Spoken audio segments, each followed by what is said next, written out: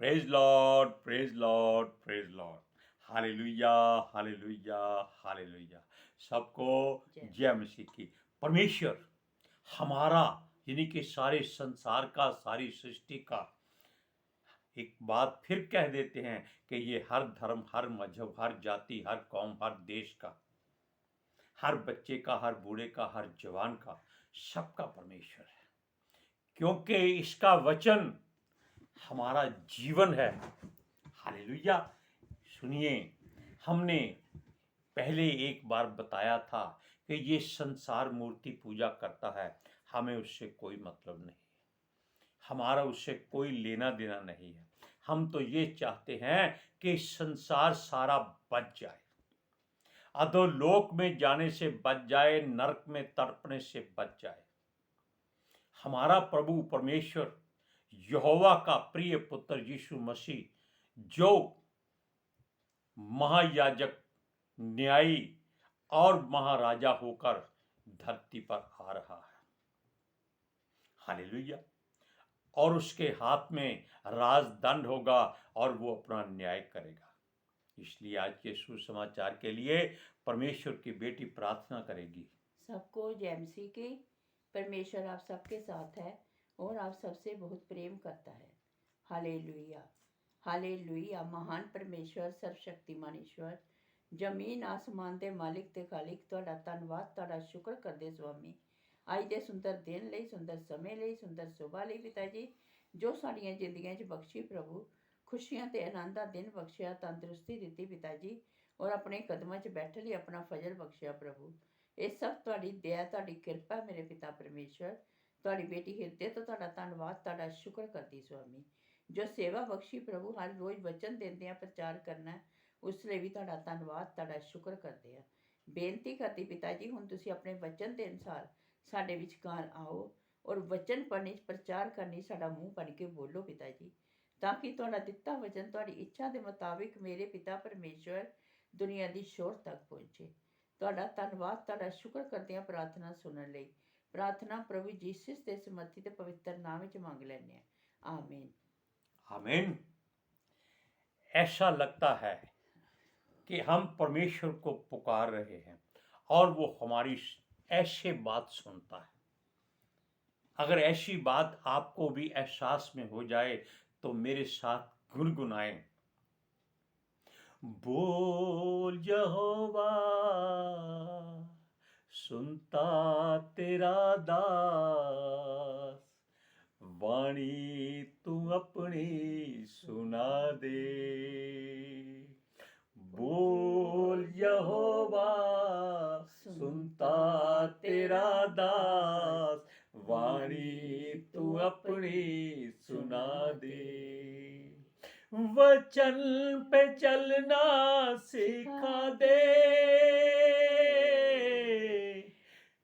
हमको तू अपना बना ले। बोल यहोवा, सुनता तेरा दास, वाणी तू अपनी सुना दे। ये हमने क्यों गाया? ये मन में कोई बात आती है, अगर परमेश्वर से लिंक करती है, उसके साथ जुड़ती है या हमको जोड़ती है, तो उस बात को कभी रोकिए नहीं। हालेलुया। जैसे आप इस शरीर को तंदुरुस्त रखने के लिए खाना खाते हैं, भूख नहीं छोड़ते कि भूख लगी है कुछ खाना पड़ेगा। अगर परमेश्वर का वचन मिले तो जीवन संवर जाएगा। जब यीशु मसीह की परीक्षा हो रही थी तो शैतान ने आकर उससे पूछा, अगर तुझे भूख लगी है तो उठ, इन पत्थरों को बोल कि ये रोटी बन जाएं। अगर यीशु चाहता तो चुटकी मारता और उस जगह के जितने पहाड़ थे सारे के सारे रोटियों से भर जाते। लेकिन उसने क्या कहा? वो कहता है, मनुष्य रोटी से नहीं, परमेश्वर के हर एक उस वचन से जो उसके मुख से निकलता है जीवित रहता है। हालेलुया। लेकिन हमने बात कही थी मूर्ति पूजा की, कि संसार करता है, हमें उससे कोई लेना देना नहीं है। वो परमेश्वर को नहीं जानते, परमेश्वर उनको पुकारता है, वो सुनते नहीं हैं, उनकी आंखें बंद है, वो देखते नहीं हैं, उनके कान बंद है और उनका दिल हृदय पत्थर का हो चुका है। और परमेश्वर अपने वचन में भी कहता है, यहेजकेल 36 का 25 पढ़ो, सुनिए ध्यान से, इस वचन को सुनिए। इसी बात पर वो परमेश्वर ने आपसे क्या कहा है और परमेश्वर जो कहता है उसकी बात ध्यान से सुनना। यहेजकेल 36 का 25वां वचन सुनिए, क्या हमने जो कहा है वो परमेश्वर पूरा करेगा। सुनिए, मैं तुम पर शुद्ध जल छिड़कूंगा और तुम शुद्ध हो जाओगे, और मैं तुमको तुम्हारी सारी अशुद्धता और मूर्तों से शुद्ध करूंगा। मैं तुमको नया मन दूंगा और तुम्हारे भीतर नई आत्मा उत्पन्न करूंगा, और तुम्हारी देह में से पत्थर का हृदय निकालकर तुमको मांस का हृदय दूंगा। आमीन। हमने जो कहा सच कहा कि नहीं कहा कि परमेश्वर हमारे हृदय पर ठकठका रहा है कि इसको खोलो, वो भीतर आए। क्यों वो बाहर निकल चुका है? क्योंकि आदम ने अपने हृदय में कुंडी लगा ली थी और हवा की बात सुनी थी, और यही संसार कर रहा है। इन्होंने अपने हृदयों पर बड़े बड़े ताले लगा लिए हैं और चारों तरफ नोटों की, सोने की, चांदी की, लकड़ी की, पत्थर की, हीरो मोतियों की दीवारें खड़ी कर दी हैं, और वहां परमेश्वर पैर नहीं रखता। क्यों? उसके पैर गंदे हो जाते हैं। Hallelujah, hallelujah. ध्यान से सुनिए, हमने एक बात कही थी कि परमेश्वर के लोग मूर्ति पूजा ना करें। परमेश्वर के लोग कौन हैं? जो इस पवित्र शास्त्र को पढ़ते हैं और लोगों को आगे शिक्षा देते हैं। Hallelujah, praise Lord. वो शिक्षा में परमेश्वर के लोग लोगों को सिखाते हैं कि भोजन हमें परमेश्वर के निकट नहीं पहुंचाता। ठीक है, अब देखिए, और यदि हम ना खाएं तो हमारी कुछ हानि नहीं हो सकती है। अगर मान लीजिए भोजन मिलता ही नहीं है, तब आप क्या करेंगे? हालेलुया, आप मरेंगे नहीं, क्योंकि आपका विश्वास और भरोसा परमेश्वर पर है, उसके वचन पर है।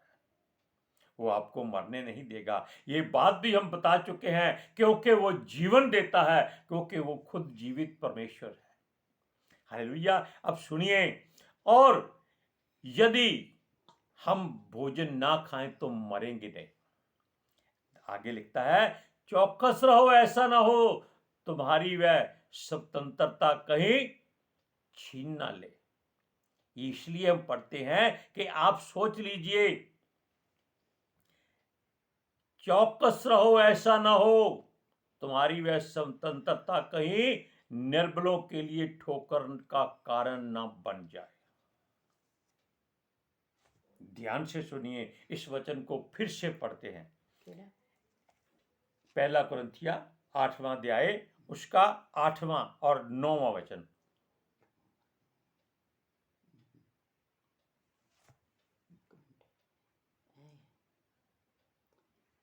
भोजन भोजन हमें परमेश्वर के निकट नहीं पहुंचाता। यदि हम ना खाएं तो हमारी कुछ हानि नहीं, और यदि खाएं तो कुछ लाभ नहीं। परंतु सावधान, ऐसा ना हो कि तुम्हारी ये स्वतंत्रता कहीं निर्बलों के लिए ठोकर का कारण ना हो जाए। क्योंकि हम उस समय अगर समझौता कर लेते हैं, समझौता क्या है? कि संसार के लोग अपनी मूर्तों के आगे बलिदान करते, और हम भूखे हैं, ये उनको भी मालूम है, और वो ऐसे स्वादिष्ट भोजन बनाते हैं कि आपका हृदय फटना शुरू हो जाता है। अरे छोड़ यार प्रभु की बातों को, बदलों को तोड़, देख कितना स्वादिष्ट भोजन की खुशबू आ रही है, खा लो। दूसरा कहता है नहीं, ये मूर्त के आगे बलि किया हुआ है, वो कहता है दुआ करके खा लो, कम से कम थोड़ा शुद्ध तो हो जाएगा। लेकिन ऐसा समझौता जीवन में कभी मत करना। जहर खा लेना, ऐसी गलती मत करना। इसके लिए वो अपने आपके सामने वचन कहता है कि भोजन अगर ना करें तो मरेंगे नहीं, क्योंकि परमेश्वर ने आपको दो मार्ग दिए थे, एक जीवन को जाता है, एक मृत्यु को जाता है। परमेश्वर कहता है कि तुम जीवन का मार्ग चुन लो, मृत्यु की ओर मत जाओ, क्योंकि मृत्यु तुम्हारे बस में नहीं है। जीवन तुम्हारे बस में है, क्योंकि तुम्हारे भीतर सांसें चलती हैं, दिमाग चलता है, तुम्हारे हाथ पैर हैं और तुम्हें समझ और अकल है। मृत्यु के बारे में सोचो भी नहीं। इसलिए उसने कहा है कि यदि ना खाएं, अगर खाएं तो कुछ लाभ नहीं, अगर खाएं तो कुछ लाभ नहीं है, क्योंकि अगर हमको जरूरत नहीं है, हम खाते जाएंगे तो क्या फायदा। सिर्फ हम उसकी खुशबू देखकर उसके पीछे ना जाएं। अब सुनिए, कहता है चौकस रहो, ऐसा ना हो तुम्हारी यह स्वतंत्रता कहीं निर्बलों के लिए ठोकर का कारण न बन जाए। इसका अर्थ क्या है? इसका अर्थ यह है कि आप परमेश्वर के दास दासी होकर, उसके वचन के प्रचारक होकर, किसी के घर में जाकर, जो नया नया मसीह में आया है, उसको साथ लेकर जाते हैं और जिस घर में जाते हैं वहां बलिदान किया हुआ, मूर्ति पूजा का सामान रखा हुआ है, खाने का भोजन बहुत स्वादिष्ट है। तो आप जाकर अपने उस साथी के साथ जो अभी नया नया प्रभु में आया है, उसको बोलते हैं खा लो। कौन सा प्रभु देख रहा है? कोई बात नहीं, हम दुआ कर देंगे, हम माफी मांग लेंगे। ऐसी गलती मत करना। उसके जीवन में जो ठोकर लगेगी वो आपको नरक में ले जाएगी। वो बच जाएगा, क्यों?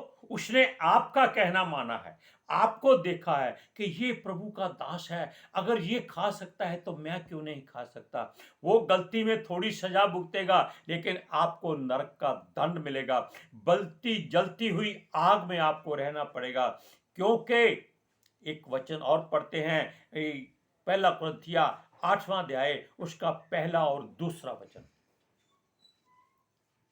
जब मूर्तियों के सामने बलि की हुई वस्तुओं के विषय में हम जानते हैं कि हमको जे ज्ञान है, ज्ञान घमंड उत्पन्न करता है, परंतु प्रेम से उन्नति होती है। यदि कोई समझे कि मैं कुछ जानता हूँ, तो जैसा जानना चाहिए वैसा अब तक नहीं जानता, परंतु यदि अब ध्यान से सुनिए इस बात को। वो कहता है बलि की हुई वस्तुओं के विषय में हम जानते हैं, यानी कि हमको मालूम है कि ये गलत बात है, हमारा हक नहीं है, हमारा पवित्र शास्त्र इस बात की इजाजत नहीं देता। हम परमेश्वर की बात बाद में करते हैं, क्योंकि उसका अगर हुक्म हो जाए वो आग लगा देता है, अगर उसका कहना ना माना जाए। हालेलुया। वो कहता है हम जानते हैं, हमको ज्ञान है, हम ज्ञान घमंड उत्पन्न कर देता है, ये हमको और बढ़ा देता है कि हम तो परमेश्वर के दास हैं, हमको कुछ नहीं हो सकता, हम जो चाहे कर सकते हैं, हमें कोई रोक टोक नहीं सकता, क्योंकि परमेश्वर ने हमको वचन से भरा हुआ है। ये घमंड आपको गलत मार्ग पर ले जा सकता है, सही मार्ग पर नहीं। क्यों? आप अपने दिमाग पर भरोसा करते हैं, परमेश्वर पर भरोसा नहीं करते और उसे धोखा देने की कोशिश करते हैं। हालेलुया। परमेश्वर वचन में भी कहता है, योएल नबी की किताब में भी कहता है कि तुम मुझे धोखा देते हो। धोखा ही तो है। बलिदान किया हुआ दूसरों का भोजन जो उन्होंने अपने ईश्वरों देवताओं के लिए रखा था, वो आप इसलिए खा रहे हैं क्योंकि वो स्वादिष्ट है। स्वादिष्ट भोजन खुला मार्ग है, और भूखा रहना वो मार्ग है जिस पर यीशु लेके जाता है, और खुला मार्ग नरक की ओर लेके जाता है। अब देखिए, वो कहता है यदि कोई समझे मैं कुछ जानता हूं, तो जैसा जानना चाहिए वैसा अब तक नहीं जानता। वो अपने आप को घमंड में कहता है कि मैं सब कुछ जानता हूं, मुझे मालूम है, बैठो खाओ, ऐश करो, कोई बात नहीं, बाद में पवित्र शास्त्र पर हाथ रखेंगे, परमेश्वर के आगे रोएंगे, गिड़गिड़ाएंगे, क्षमा मांग लेंगे, वो दयालु है, क्षमा कर देंगे। और उसको मिसाल भी देंगे। देखो दाऊद ने कितना बड़ा पाप किया था, उसने रो रो कर दुआ मांगी, परमेश्वर ने उसको माफ कर दिया और उसकी पीढ़ी को चलने का वादा भी कर दिया। ऐसी ऐसी उसको मिसालें देंगे। इब्राहिम ने गलती की, उसको परमेश्वर ने माफ कर दिया, फिर भी उसको एक बेटा दे दिया ताकि वे वश चलता रहे। यानी कि ऐसी बातें वो लोग जो समझदार हैं, वचन पर चलते हैं, जो लोगों का मार्गदर्शन करते हैं, वो खुद अंधे हैं। और वचन ये भी कहता है, अंधा अंधे को मार्ग दिखाएगा तो दोनों क्या करेंगे? खड्डे में गिरेंगे। हम ये बातें परमेश्वर के दासों के लिए नहीं, उन लोगों के लिए कहते हैं जो समय के साथ समझौता करते हैं, परमेश्वर के साथ समझौता नहीं करते। गलती हमसे होती थी जब हमको ज्यादा पता नहीं था। अब हम सोचते हैं कि ये गलतियां क्यों होती थी। आप जानते हैं वचन में लिखा है कि वो आपके दरवाजे पर मुंह फाड़े खड़ा है कि किसको फाड़ खाऊं। फाड़ खाने का मतलब ये नहीं है कि वो आएगा, आपको चीर फाड़ करेगा, खा जाएगा। वो आपको आपके मार्ग से भटका देगा, आप परमेश्वर के सामने सजा के हकदार हो जाएंगे। हालेलुया। ये बातें इसलिए आपको बताते हैं कि ये परमेश्वर की ओर से नहीं है। सुनिए, यदि कोई तुच्छ ज्ञानी, यानी कि जो ज्ञान का भरा हुआ है, ज्ञानी को मूरत के मंदिर में भोजन करते देखे निर्बल जन हो तो वो क्या करेगा। यानी कि ऐसी बातें हैं कि अगर आप संसार के मंदिरों में या उनके पूजा स्थल में या उनके मूर्त के सामने जाते हैं, कई लोग आजकल बड़ी तस्वीरें खिंचाते हैं दूसरे धर्मों के बीच में खड़े होकर, देखो हमारा मसीह पास्टर सब जातियों के धर्मों के बीच में खड़ा हुआ है। क्या फायदा? ये कोई वड्याई की बात नहीं है। वड्याई तब होती है जब उन सबको लेकर वो मसीह में आ जाए, उनका मन बदल दे, परमेश्वर का वचन सुनाए, ताकि वो भटके हुए लोग परमेश्वर की ओर आ जाएं और नरक में जलने से बच जाएं। तब बात अच्छी होती है। लेकिन यहां जो कुछ है वो कहता है, अगर हम किसी संसारिक पवित्र स्थान, जिसको वो लोग कहते हैं पूजा स्थान जो उनका होता है, वहां जाकर कोई ज्ञानवान पुरुष परमेश्वर का दास दासी लोगों के बीच में बैठकर उनका भोजन करता है और उसको कोई देख रहा है कि ये परमेश्वर का जन है, ये यहाँ अगर खा सकता है तो मैं भी उनके साथ खा सकता हूँ, ये उसके मन को ठोकर लगेगी। और वो ठोकर का कारण जो पास्टर या कोई परमेश्वर का दास जो दूसरे के मंदिर भवन में बैठकर भोजन करता है, वो परमेश्वर की निगाह में दोषी ठहरेगा। ध्यान से सुना आपने? इसलिए अब संसार से आप, वचन भी ये भी कहता है, आप संसार के बीच में व्यभिचारियों के बीच में कहीं भी रह सकते हो, लेकिन उनके जैसे काम मत करना। हालेलुया। ये छोटी छोटी बातें आपको नसीहत देने के लिए नहीं है, फजीहत से बचाने के लिए है, ताकि आप कहीं भटक ना जाए। हालेलुया। अब इस वचन को पढ़कर देख लीजिए, पहला कुरिन्थिया 8वां अध्याय उसका 10वां और 11वां वचन।